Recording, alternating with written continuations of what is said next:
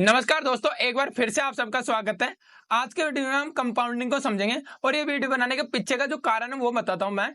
आपने बहुत लोगों से सुना होगा कि भाई आपको अगर स्टॉक मार्केट में, म्यूचुअल फंड में, ईटीएफ फंड में या एसआईपी अगर आपको इन्वेस्टमेंट करना है इनमें, तो आपको जितना जल्दी हो उतना जल्दी इन्वेस्ट करना चाहिए, जिससे आपको एक लॉन्ग टर्म में कंपाउंडिंग का बेनिफिट मिले। तो ये कंपाउंडिंग होती क्या है, आज के वीडियो में इसी को समझेंगे डिटेल में। तो चलिए वीडियो को शुरू करते हैं। वीडियो शुरू करने से पहले जो लोग चैनल पे पहली बार आए हैं, उन्होंने अगर अभी तक चैनल को सब्सक्राइब नहीं किया तो चैनल को सब्सक्राइब कर लें और साथ ही बेल आइकन को प्रेस कर दें, जिससे आगे आने वाले ऐसे इंपॉर्टेंट वीडियोस के नोटिफिकेशन भी आपको मिलते रहेंगे। तो सबसे पहले जो हम बात करेंगे वो करेंगे कि कंपाउंडिंग होती क्या है, ठीक है। उसके बाद हम देखेंगे कंपाउंडिंग कौन कौन से फैक्टर्स पर डिपेंड करती है। थर्ड नंबर पे मैं आपको एक एग्जांपल से समझाऊंगा, जिससे आपका कोई भी और डाउट रहा होगा दोनों टॉपिकों में तो वो कवर हो जाएगा। फोर्थ नंबर पे हम जो समझेंगे कि कंपाउंडिंग कितने प्रकार की होती है, अलग अलग कंपाउंडिंग है तो वो कौन कौन से प्रकार की होती है वो चीजें हम जानेंगे। फिफ्थ में आपको मैं ये बताऊंगी कि आपको कंपाउंडिंग को आप मैक्सिमम कैसे बना सकते हैं, मैक्सिमाइज कैसे कर सकते हैं। सिक्स नंबर में आपके लिए कुछ प्रो टिप्स होंगी, अगर आप वीडियो को पूरा देखेंगे तो ये आपके लिए बहुत शानदार चीज आपको मिलेगी, ठीक है। चलिए वीडियो को शुरू करते हैं। सबसे पहले हम समझते हैं कि कंपाउंडिंग होती क्या है। जब तक इसको नहीं समझेंगे, जब तक और चीजें क्लियर नहीं होगी। तो देखो कंपाउंडिंग क्या होती है। कंपाउंडिंग को अगर आप बिल्कुल देसी भाषा में समझना चाहो तो जो ब्याज मिलता है ना, ब्याज पर ब्याज बोल सकते हो आप इसको। कैसे? तो मैं आपको एक एग्जांपल से समझाता हूं इसको। मान लीजिए आपने 10,000 रुपये इन्वेस्टमेंट किया, 10% रिटर्न मिलता है उस पर। तो आपका जो साल के अंत में जो रिटर्न मिलेगा वो मिलेगा आपको 1,000 रुपये। समझ गए? अब फर्स्ट साल हो गई है तो फर्स्ट ईयर। अब बात करेंगे अपन सेकेंड ईयर में। सेकेंड ईयर में आपका जो प्रिंसिपल अमाउंट हो गया वो हो गया 11,000। अब 10% रिटर्न मिलेगा तो अब क्या हो जाएगा बताओ? अब आपका 1,100 रुपये का इंटरेस्ट आ जाएगा जो ब्याज मिला आपको। अब सेम थर्ड ईयर में आपका जो प्रिंसिपल हो जाएगा वो कितना हो जाएगा? 12,100। अगर आप इस पे 10% लगाओगे तो इस पे कितना मिलेगा? अभी आपको कितना मिल रहा था? 1,100 रुपये। तो अब आपको ये 1,210 रुपये मिलेंगे, ठीक है। तो यहां पे क्या हुआ, आप देखो आपका प्रिंसिपल जो 10,000 था उस पे आपको साल का इंटरेस्ट मिल रहा है 1,000 रुपये। नेक्स्ट ईयर क्या हुआ, आपका जो इंटरेस्ट था फर्स्ट ईयर का वो बन गया प्रिंसिपल में ऐड हो गया और यहाँ पे आपका इंटरेस्ट बढ़ के 1,100 हो गया। थर्ड ईयर में क्या हुआ, थर्ड ईयर में जो फर्स्ट ईयर और सेकंड ईयर का जो इंटरेस्ट था वो थर्ड ईयर के लिए प्रिंसिपल में चेंज हो गया और यहाँ पे आपको 1,210 रुपये बन गए इंटरेस्ट का थर्ड ईयर में। तो ये कंपाउंडिंग का मतलब आप समझ रहे हो, आपका जो ब्याज बना वो नेक्स्ट ईयर प्रिंसिपल में चेंज हो रहा है यहाँ पे। अब स्टॉक मार्केट में दोस्तों मैं बताऊं, स्टॉक मार्केट में ये चीज और अच्छे से कैसे काम करते हैं। स्टॉक मार्केट में मान लीजिए किसी स्टॉक की प्राइस 100 रुपये चल रही है, ठीक है। आज स्टॉक ने 10% के मूव दिखाया तो स्टॉक का प्राइस 110 रुपये हो गया। समझ रहे आप? अब यहां से स्टॉक नेक्स्ट डे वापस मान लीजिए 10% बढ़ता है तो स्टॉक कितना बढ़ेगा? 10 रुपये बढ़ेगा। 10% बढ़ के 10 रुपये प्लस हो गए, ठीक है। अब यहाँ पे 10% बढ़ के तो कितना हो जाएगा? 10% बढ़ के 11 रुपये हो जाएंगे जो इंटरेस्ट बनेगा, ठीक है। यहाँ पे 10 रुपये बने थे, यहाँ पे 11 रुपये बन गए। तो ये एक ही दिन में हो गया। तो स्टॉक अब ये मैंने जो पहले आपको समझाया था वो समझाया था ईयरली पे हिसाब होता है, ठीक है। अब स्टॉक मार्केट में हर डे भाई रिटर्न हर डे मिल गया तो अगले दिन उसी के आगे कंपाउंडिंग होती है। तो स्टॉक मार्केट में इसलिए ये ज्यादा अच्छे से काम करती है। अब आपको समझ में आया होगा कि ब्याज पे ब्याज मिलता है, उसे हम कंपाउंडिंग कहते हैं और ये कैसे काम करते हैं मैंने आपको एग्जांपल से भी समझाया। इसके अलावा भी अगर आपका कोई डाउट रहता तो आप कमेंट करके पूछ सकते हैं बिना झिझके। कंपाउंडिंग एक ऐसा फाइनेंशियल प्रिंसिपल जहां आपके पैसे पर ब्याज मिलकर खुद ब्याज कमाता है, ठीक है। 10,000 के निवेश पे 10%, 1,100, 1,210। अब हम दूसरा जो टॉपिक कवर करेंगे वो करेंगे कंपाउंडिंग किन किन फैक्टर पे डिपेंड करते हैं। देखो अभी आपने समझा होगा कि यहाँ पे एक तो बात हो रही है ब्याज की, ठीक है। दूसरी यहाँ पे हुई परसेंटेज ऑफ इंटरेस्ट, दर की, समझना आप। और थर्ड यहाँ पे हुए कि टाइम की। लास्ट मैंने एग्जांपल दिया है, उसमें आपके सामने 3 चीजें निकल के आई। जैसे पहले साल आपका ब्याज बना 1000 रुपया, ठीक है, अगले साल वो ब्याज बढ़कर हो गया आपका 1100 रुपया, समझ रहे हो आप। फिर वो ब्याज बढ़ जाता है यहाँ पे इस प्रकार, ठीक है। तो अब यहाँ पे मैं आपको क्या बता रहा था, दूसरी चीज वहां पे अपन ने बात करी थी रेट ऑफ इंटरेस्ट, तो वहां पे हमारा 10% था। अगर रेट ऑफ इंटरेस्ट ब्याज हमारा प्रिंसिपल कितना था 10,000, उस पर हमें ये सब मिल रहा था। अब देखो ये बढ़ेगा तो ये भी बढ़ेगा, ठीक है। अगर ये घटेगा, दर कम होगी तो ये भी कम, दर कम होगी तो इंटरेस्ट भी कम होगा, समझे। टाइम वैल्यू आपको पता है ब्याज पे ब्याज बनेगा तो हर नेक्स्ट ईयर वो ब्याज पे ब्याज जुड़ेगा, तो ये भी टाइम पे फैक्ट। तो ये जो 3 फैक्टर हैं ये इंपॉर्टेंट है जिन पे हमारा कंपाउंडिंग डिपेंड करती है, ठीक है, ये इन पे निर्भर करती है। एक आता दोस्तों, आपने नाम सुना होगा रूल ऑफ 72, इसको डिटेल में हम नेक्स्ट वीडियो में समझेंगे, लेकिन मैं आपको इसके बारे में इतना बता देता हूं। ये एक बेसिक प्रिंसिपल या बेसिक फॉर्मूला है जिससे आप एक आइडिया लगाते हो कि आपका जो पैसा है, आपने जो इन्वेस्टमेंट किया है, वो पैसा कितने साल में डबल होगा, 2 गुना होगा, ठीक है। तो इससे ये पता चलता है, ये कैसे पता चलता है इसके बारे में हम नेक्स्ट वीडियो में डिटेल में समझेंगे। अभी आप समझ लीजिए रूल ऑफ 72 क्या होता है, ठीक है, इतना वो सब समझ लीजिए। आपको समझ में आ गया कौन कौन से फैक्टर पर डिपेंड करते हैं। तो देखो अब इसको हम पढ़ भी लेते हैं। प्रिंसिपल मूल राशि जितना ज्यादा आप निवेश करेंगे उतना बड़ा आपको फायदा मिलेगा। टाइम कंपाउंडिंग का असली जादू 90 समय में दिखता है, तो आपको जितना जल्दी शुरू करेंगे और जितना ज्यादा टाइम के लिए रखेंगे वहां पे आपको वो बेनिफिट मिलेगा। रेट ऑफ इंटरेस्ट ब्याज दर जो मैंने आपको बताया जितनी ज्यादा होगी उतना ही तेजी से आपका पैसा बढ़ेगा।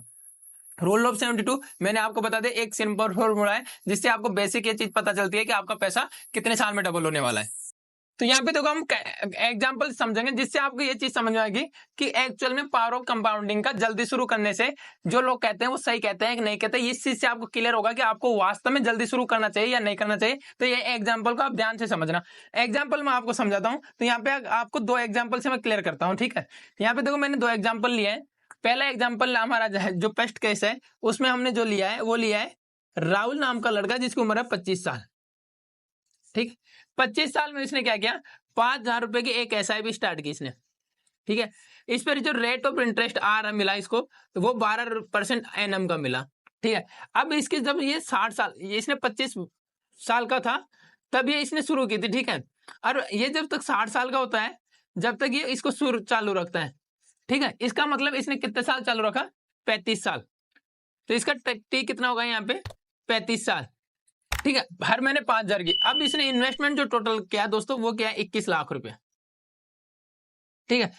यानी 35 साल में इसने 21 लाख रुपए दिए, इन्वेस्ट किए, ठीक है। अब उसका जो रिटर्न आप यहाँ पे एक्सपेक्ट करते हो तो ये रिटर्न बताएं कितना मिलेगा, आप सोच भी नहीं सकते, आपके पैरों नीचे जमीन खिसक जाएगी। ये जो इंटरेस्ट के साथ आपको पावर ऑफ कंपाउंडिंग का जादू के साथ जो मिलता है ना 12% से, वो आपका लगभग 6 करोड़ रुपए निकल के आता है। ये कैलकुलेशन के थे इसलिए मैं इसको लिख कर लेके आया हूं। आप यहाँ पे समझ सकते हैं करोड़ रुपए मिलते हैं, आप उसको आप समझ आ रहे हो, लगभग ये 6 करोड़ रुपए होते हैं।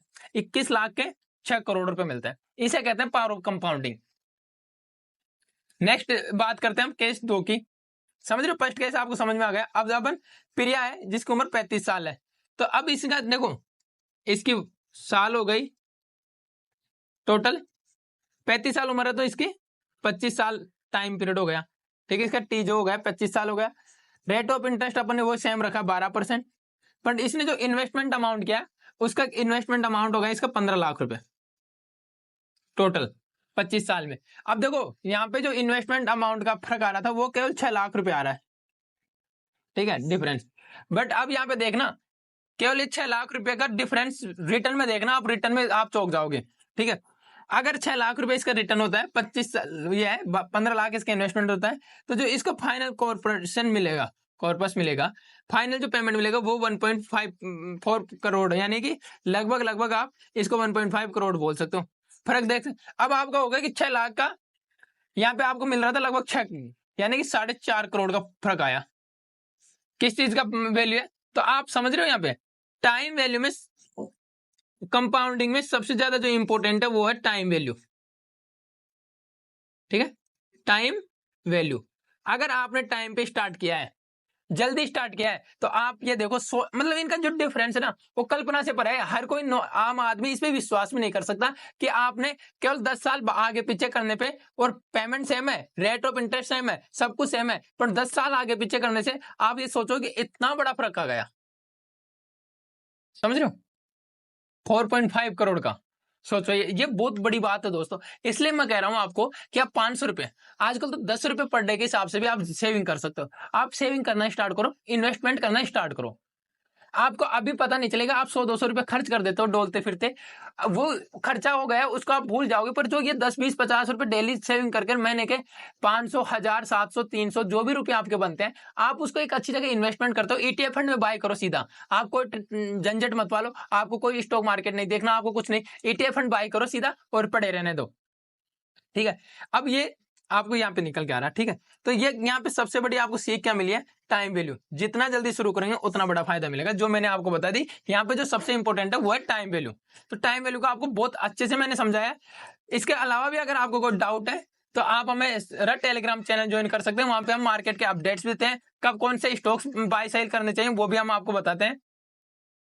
सेकंड जो हमारा होता है दोस्तों, वो होता है हमारा कंपाउंडिंग इंटरेस्ट। ठीक है, तो हम इसको ऐसे लिख देते हैं, कंपाउंडिंग इंटरेस्ट। इसका जो फॉर्मूला था P इंटू कोष्टक 1 प्लस R बटे 100 की पावर T टाइम। ठीक है, तो यहाँ पे आपका ये फॉर्मूला था, इससे निकलती है कंपाउंडिंग। वो सिंपल साधारण ब्याज होता है। तो ये चीज है, कंपाउंडिंग दो प्रकार के होते हैं, दोनों के फॉर्मूले में आपको बता दी। बाकी और डिटेल में आपको मैं बताता हूँ यहाँ पे, अगर आप देखेंगे तो। ठीक है, इन दोनों का मैंने आपको ब्याज बता दिया। कंपाउंडिंग जिसको चक्रवृद्धि ब्याज हमने 7-6 क्लास में पढ़ा था बचपन में। हम देखेंगे कंपाउंडिंग को मैक्सिमम करने की कुछ टिप्स आपको देता हूं, कुछ टिप्स आपको देता हूं। सबसे पहले तो देखो, कंपाउंडिंग को सबसे ज्यादा जल्दी आपको शुरू करना चाहिए। आपके पास 100 रुपए हैं, 100 से करो। आपके पास 1000 है, 1000 से करो। आपके पास 500, 500 से करो। 10,000 है, 10,000 से करो। पर आप करो जितना जल्दी हो सके। दूसरी चीज, आपको लॉन्ग टर्म की सोचनी है, सोच रखनी है। तीसरी बात, आपका डिविडेंड मिलता है कई स्टॉक्स में, वो जो डिविडेंड मिलता है उसको आप वापस री इन्वेस्टमेंट कर सकते हो डिविडेंड को। ठीक है, स्पेलिंग मिस्टेक पे ध्यान नहीं देना आपको, डिविडेंड को री इन्वेस्ट करो, री इन्वेस्ट करो।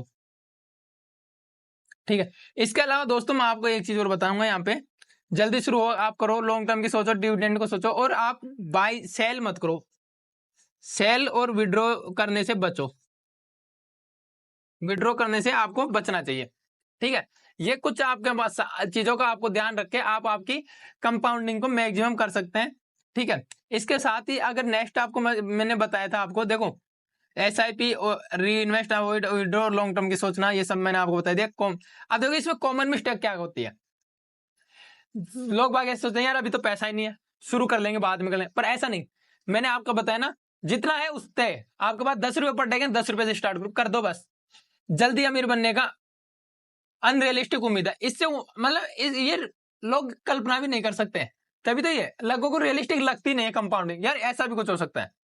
ठीक है दोस्तों, यहाँ पे मैं आपको बता देता हूँ, विप्रो में आज से 40 साल पहले किसी ने 10,000 रुपए भी इन्वेस्टमेंट किए होते ना, आप क्या कोई सोच नहीं सकता जो इस फील्ड से बिलोंग नहीं करता है कि इतना पैसा मिल सकता है। विप्रो 800 करोड़ वैल्यू होती है उन 10,000 की 40 साल पहले की, विप्रो में इतना तगड़ा रिटर्न दिया है। और मैं मेरे कहने से मत मानो, आपके पास फोन है, आप ये वीडियो देख रहे हो तो आपके पास फोन है, गूगल पे जाके सर्च करो, वो प्रूफ हो जाएगा वहां से। तो देखो, ठीक है, इन्फ्लेशन को इग्नोर करना और रिटर्न हमेशा महंगा। इन्फ्लेशन इन्फ्लेशन क्या होती है नेक्स्ट वीडियो में आपको डिटेल समझाता हूँ, यहाँ पे मैं आपको समझा देता हूँ। इन्फ्लेशन का सीधा सीधा मतलब ये होता है, आज 20 मई और 2025 है। ठीक है, आज अगर आपके पास 100 रुपए है तो 20 मई 2026 को वो 100 रुपए न रखे आपके 92-93 रुपए हो जाएंगे, क्योंकि 7 से 8% इन्फ्लेशन दर है, इनकी वैल्यू गिर जाती है, ये इन्फ्लेशन होता है। ठीक है, इसके आगे हमारा जो है वो मैंने आपको बोला था ठीक है। तो इन्फ्लेशन आपको मैंने सब बता दिया, इसको आज डिटेल में नेक्स्ट वीडियो में समझेंगे। तो दोस्तों हम आज के वीडियो में हमारा इतना ही था। वीडियो ये हमारा लॉन्ग वीडियो, मैंने पहला वीडियो बनाया। अगर आप आपकी तरफ से कोई फीडबैक देना चाहते हैं तो फीडबैक दे सकते हैं। साथ ही वीडियो अच्छा लगा तो वीडियो को लाइक शेयर कीजिएगा, और ऐसी इंपॉर्टेंट वीडियो के लिए आप हमें चैनल को सब्सक्राइब करके हमारे साथ जुड़ सकते हैं। धन्यवाद दोस्तों।